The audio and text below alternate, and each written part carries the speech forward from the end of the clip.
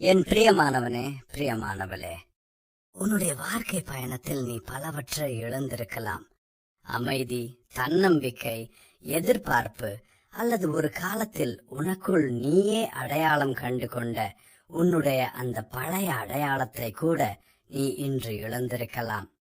வாழ்க்கை எப்படி இவ்வளவு மாறிப்போனது என்றோ, ஏன் சில காலங்கள் உன் இதயத்தில் இவ்வளவு ஆழமான வடுக்களை ஏற்படுத்தி இருக்கின்றன என்றோ நீ திரும்பி பார்த்து வியந்து கொண்டிருக்கலாம். ஆனால் இந்த உண்மையை நீ நினைவில் கொள். இறைவன் எல்லாவற்றையும் மீட்டெடுப்பவர். உன்னிடமிருந்து அபகரிக்கப்பட்ட எதுவுமே அவருடைய கரங்களுக்கு அப்பால் இல்லை. வெட்டுக்கிளிகள் தின்றுவிட்ட வருஷங்களை நான் உங்களுக்கு திரும்ப அளிப்பேன். யோவேல் 2:25 என்று வேதம் நமக்கு சொல்கிறது. எனவே வீணாகிவிட்டது என்று நீ கருதுவது எதுவுமே அவர் முன்னிலையில் வீணானது அல்ல. நீ அழித்துவிட வேண்டும் என்று விரும்பும் உன்னுடைய அந்த இருண்ட தருணங்களை கூட அவர் குணமடைதலின் மற்றும் ஒரு பெரிய நோக்கத்தின் அழகான சரித்திரமாக நெய்து கொண்டிருக்கிறார். இழந்தவற்றை இறைவன் சும்மா ஈடுகட்டுவதில்லை. மாறாக இன்னும் ஆழமான, ஞானமுள்ள மற்றும் அர்த்தமுள்ள வழியில் அவற்றை அவர் மீண்டும் நிலைநாட்டுகிறார். நீ உடைந்து போனவன் என்றோ அல்லது முழுமையற்றவன் என்றோ நீ நினைக்கலாம். ஆனால் இருதயம் நொறுங்குண்டவர்களை குணமாக்குகிறார், அவர்களுடைய காயங்களை கட்டுகிறார் என்று திருவசனம் நம்மை நினைவுபடுத்துகிறது. உன்னுடைய வழிகளின் மேல் அவர் மிகுந்த கருணை கொண்டவர்.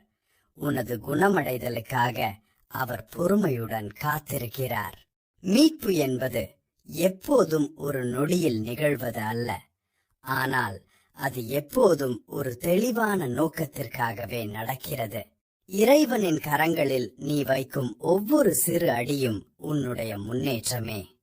ஏமாற்றம் அல்லது வருத்தத்தின் பாரம் தாங்க முடியாததாக தோன்றும் போது அந்த சுமைகளை என் பாதங்களில் வைக்க உன்னை அழைக்கிறேன். என்னிடம் வருபவர்களுக்கு ஆத்துமாவில் இளைப்பாறுதல் கிடைக்கும் என்று நான் வாக்குறுதி அளிக்கிறேன். கடந்த காலத்தின் பாரங்களை நீ ஒருபோதும் தனித்து சுமக்க வேண்டியதில்லை. இறைவன் உனது வலிமையை புதுப்பித்து மீண்டும் நம்பிக்கை கொள்ள உன் இதயத்திற்கு பயிற்றுவிக்கிறார்.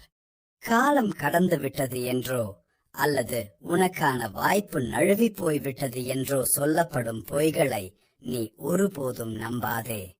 இறைவன் புதிய தொடக்கங்களை உருவாக்குபவர். நீ முடிவு என்று கருதும் இடத்தில்தான் அவர் புதிய ஏதோ ஒன்றை தொடங்கப் போகிறார். உன்னுடைய வலிகளை அவர் ஞானமாகவும் உன்னுடைய கண்ணீரை ஒரு சாட்சியாகவும் மாற்றுகிறார். இழந்தவற்றின் பாரத்தை நீ முழுமையாக இறக்கிவை. வரவிருக்கும் காரியங்களில் இறைவனை நம்பு.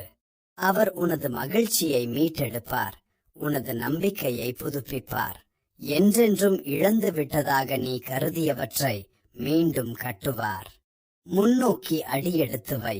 உன்னுடைய மீட்பு ஏற்கனவே தொடங்கிவிட்டது.